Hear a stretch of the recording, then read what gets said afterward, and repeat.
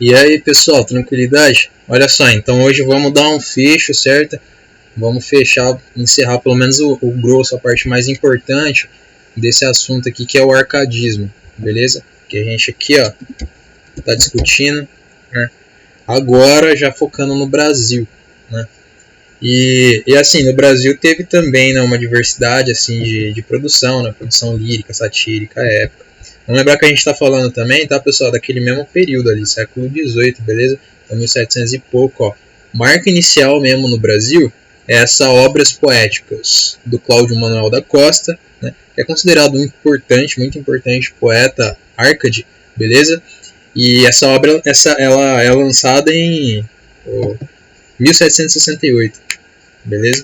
Então isso aí é o que marca, assim, a introdução do arcadismo no Brasil, beleza? Os autores que a gente vai estar vendo aqui agora, né?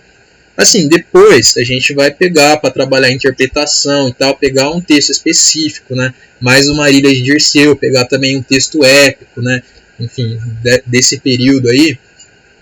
Lembrando, né? Texto épico, narrativo e tal, desse período, tá? Que é para a gente poder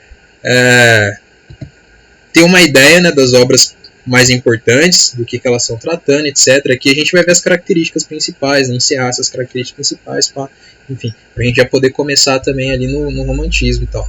Mas olha só, esses autores que a gente vai estar vendo agora, eles estão presentes, eles são na cidade de Vila Rica, que atualmente é Ouro Preto, certo? Que é em Minas Gerais. E assim, uma característica, né, uma questão muito importante, a gente não pode esquecer, é que esses autores, né, têm um certo engajamento político que acaba tendo uma relação muito forte com os princípios filosóficos, né, que acabam orientando a arte arcade, beleza? A arte do neoclassicismo ou arcadismo, né? E que é o seguinte, eles vão participar da Inconfidência Mineira. Vão participar da Inconfidência Mineira, né? Lembrando que a gente está falando de um período ainda que é Brasil colônia, beleza?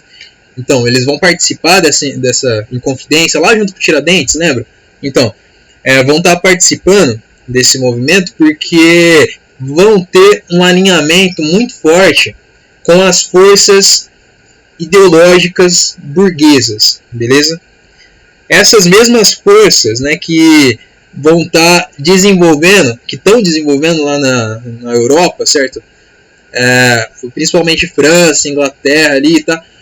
Todo aquele pensamento, Alemanha, tal, todo aquele pensamento iluminista, beleza? Que é justamente aquela interpretação de mundo racionalista, certo? Que recupera o antropocentrismo, o racionalismo, tá ligado? Todas essas fitas que a gente encontra ali na Antiguidade Clássica, que a gente encontra no Renascimento, beleza? Então, esse iluminismo vai estar recuperando tudo isso, mas através de uma interpretação de mundo burguesa, beleza? Lembrando que a burguesia é justamente aqueles camponês lá atrás, lembra? Lá na época do Renascimento, né? Tava vendo? Os camponês, né? Que vai por onde estava acontecendo os comércios, os caras começam a fazer comércio lá e começam a enriquecer, né? E aí começa a ganhar ali um poder econômico e tal, e chega um momento que quer poder político também, certo? Enfim, então esse iluminismo é o que vai estar preparando esse projeto de sociedade burguesa, beleza? Vai estar dando esse projeto. E o iluminismo tem então não só na parte filosófica, mas aparece também na parte das artes, né? Que é onde a gente vê o neoclassicismo, beleza? O arcadismo. E não vai ser diferente no Brasil. Então, esses autores, certo, que participam dessa Inconfidência Mineira, acabam participando por causa desse alinhamento, né? Então eles têm esse alinhamento político, tem esse alinhamento ideológico de forma geral, beleza? Né? Que assim é do interesse deles, no caso, essa separação, certo? Esse movimento que possa romper com a colônia, certo? E possa instituir ideais burgueses e tal. Então, eles têm esse alinhamento político, têm esse alinhamento artístico, certo? Então é isso que a gente vai estar percebendo, que as características tanto do iluminismo como do arcadismo, né, dessas duas coisas que são assim o mesmo fenômeno que está acontecendo na Europa, essas características vão estar sendo trazidas para o Brasil, beleza? A gente vai ver isso muito fortemente e vão estar sendo trazidas através de que autores, né? Os principais nomes que a gente vai estar considerando aqui são o Tomás Antônio Gonzaga, beleza?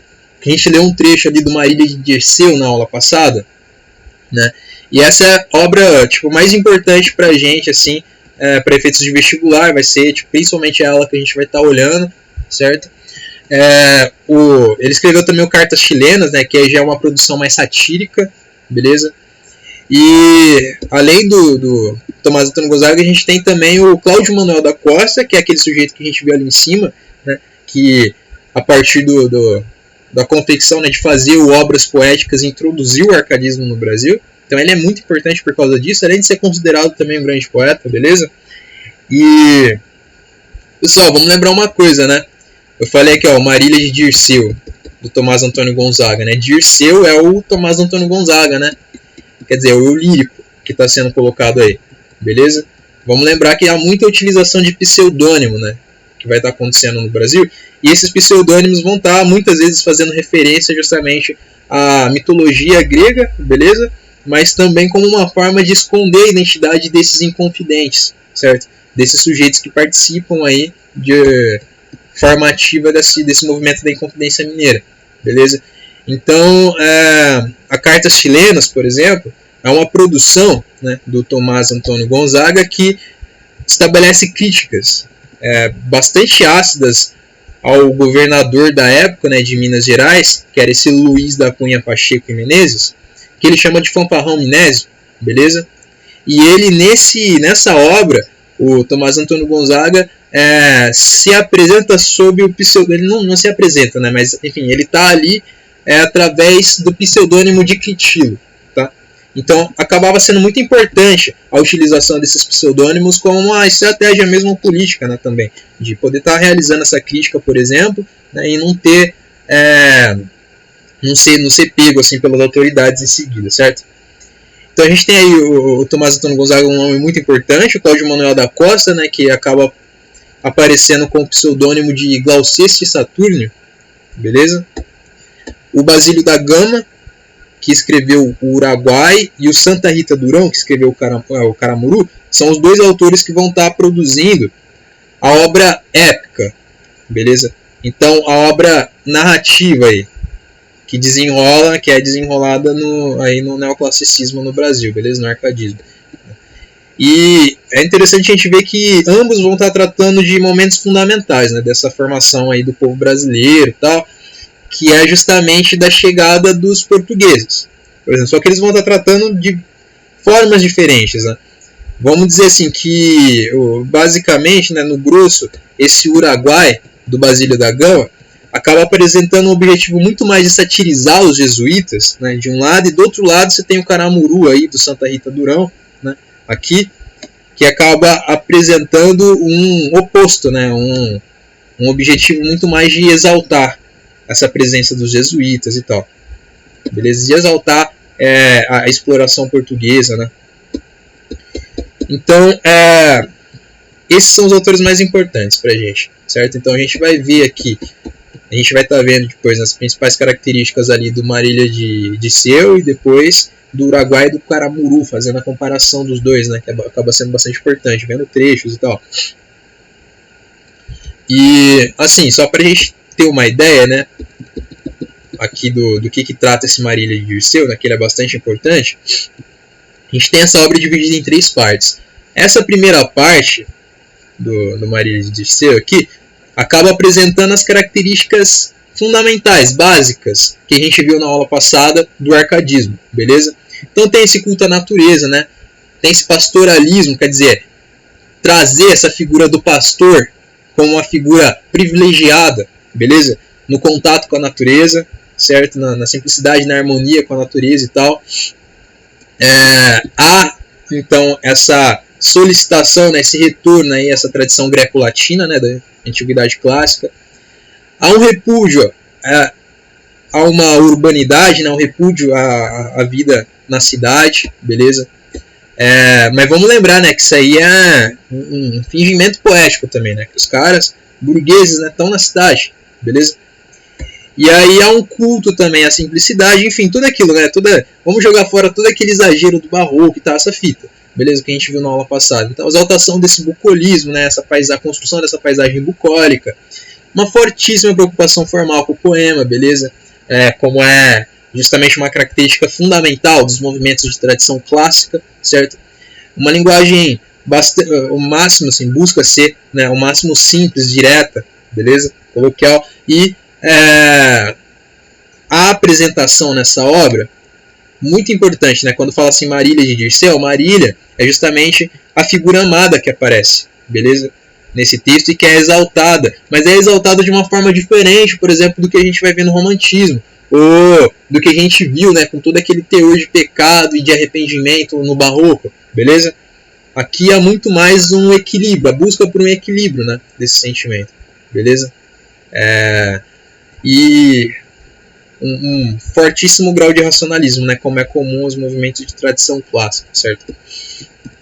Já na parte 2 a gente tem uma transição curiosa aí, né, que a parte 2 já dá uma destoada, começa a apresentar um tom de solidão, certo? Que não é comum, que não é de aparecer nas obras árcades, certo?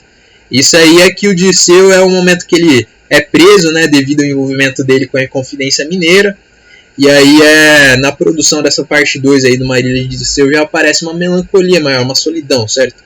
Presente. E na parte 3 isso aí já é assim, notório, isso aí já aparece de uma maneira mais nítida, certo? Essa melancolia, pessimismo, solidão, inclusive antecipando algumas características que a gente vai estar vendo justamente no romantismo, né? A gente vai estar vendo ser desenvolvido no romantismo propriamente, certo? Então é o momento que ele está exilado na África, né? E aí o eu lírico revela essa saudade que sente da amada, beleza? E aí acaba pendendo para uma característica um tanto romântica. E vamos ver, pessoal, que tranquilo isso, né? Não é porque são tradições diferentes, né? O romantismo e o arcadismo, que eles não têm relação nenhuma. Na verdade, a gente vai ver, inclusive, um processo ali de amadurecimento, né? De muitas características, não necessariamente amadurecimento, né? Mas desenvolvimento de muitas características que aparecem no arcadismo e que vão, de fato, ter esse desenvolvimento no romantismo, beleza? A gente vai estar vendo bastante isso acontecer. Por exemplo, quando a gente olha aqui para o Uruguai e o Caramuru, certo? Esses poemas épicos trazem, né, essa questão aí da formação do povo brasileiro, é um tema que aparece no romantismo, certo? A figura dos povos indígenas, certo? Que vai aparecer no romantismo posteriormente. De uma maneira assim, que a gente vai ter que olhar bastante criticamente, obviamente, né? Porque aí é o olhar do colonizador e tal, a gente não pode perder isso de vista, certo? Não pode tirar isso da mente. E olha só, então basicamente, as características gerais desse arcadismo no Brasil vão estar correspondendo, né, às características gerais do arcadismo na Europa, beleza? Então essa inspiração fortíssima no iluminismo francês, certo, né? Nesse ideal iluminista francês, né? A apropriação de técnicas e temas típicos desse arcadismo europeu, principalmente o português, tá? A Arcádia, né, brasileira, assim, é muitíssimo inspirada, beleza, na portuguesa, tá?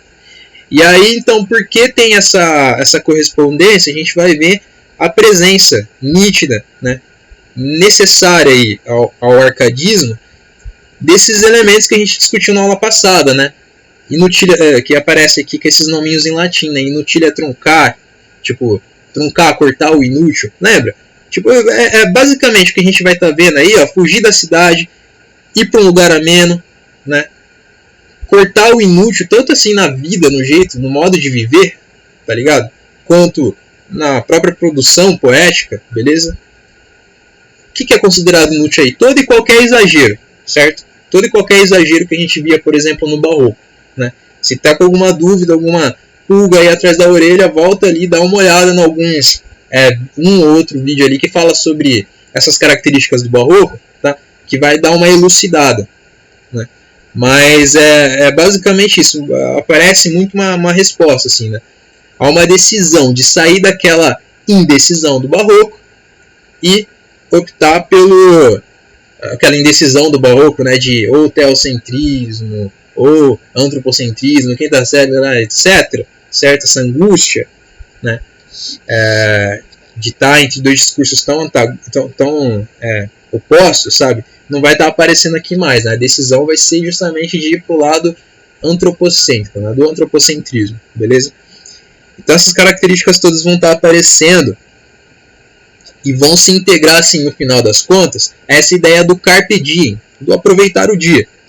Aqui, ó, que aparece no Barroco também, né? Vamos lembrar, a gente discutiu na aula passada isso aí. Aparece no Barroco. Mas é fundamental a gente não esquecer que, apesar de aparecer no Barroco, é completamente diferente, certo? A ideia do Barroco aproveitar o dia é marcado por uma angústia. Esse carpe diem é marcado por uma... o que eu faço na minha vida, certo? Aqui não. Aqui já é marcado por uma maior tranquilidade, certo? Por uma certeza do que é que tem que ser feito. O que tem que ser feito? Basicamente esses princípios que estão aqui, ó.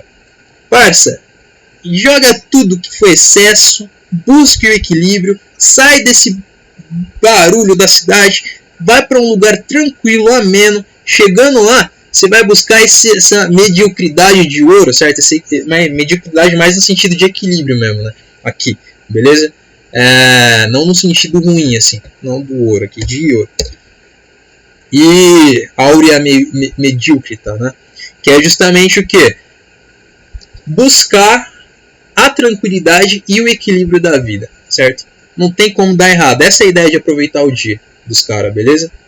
Descola aí um pastor, uma pastora, vai pro meio do mato, cria uns gado, planta uns bagulho, umas ervas aí, vai ser feliz. Essa felicidade que, porque não é exagerada demais, né? Você também não vai ficar triste demais, certo? Um pouco essa ideia aí, fugir desse exagero, então. Beleza? Então, assim, pessoal, essas características são as características principais que a gente vai estar vendo no arcadismo no Brasil, beleza? E, enfim, a gente passou por cima aqui das características das principais obras que a gente vai estar utilizando, podendo falar um pouco melhor nelas em aulas mais de interpretação de texto, certo?